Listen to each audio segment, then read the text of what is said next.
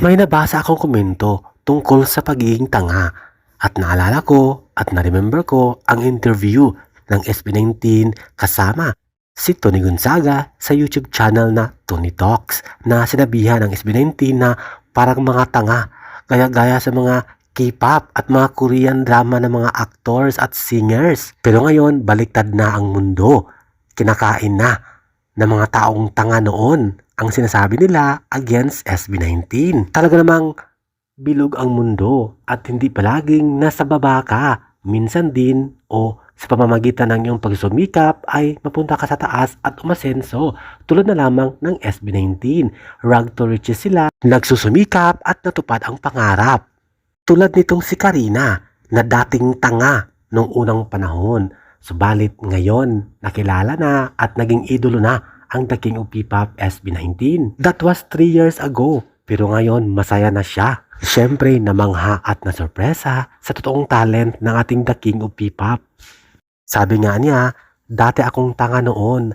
Lagi kong iniiskapo ang lahat ng mga music video ng SB19 sa YouTube. At inuuna niyang pinapanood ang video nila Pudoy, Daryl Ong, Michael Pangilinan at si Morissette Amon. Ang nasa isip niya ay boy band wannabe na walang originality at ginagaya daw ang mga Korean.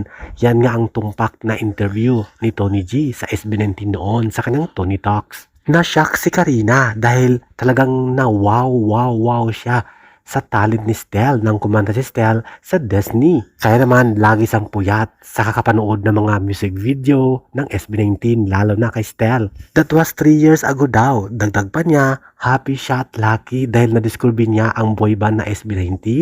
Yung ex account niya ay reactivated niya at nagdagdag fan booting siya palagi.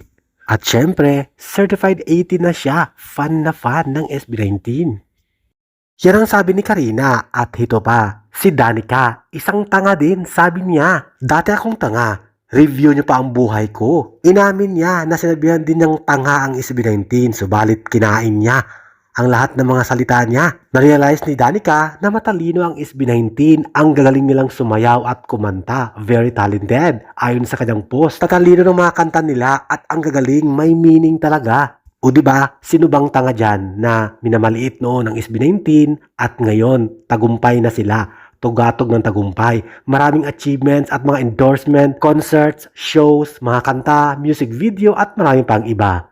Kaya naman abangan this year ang surprise nila para sa atin.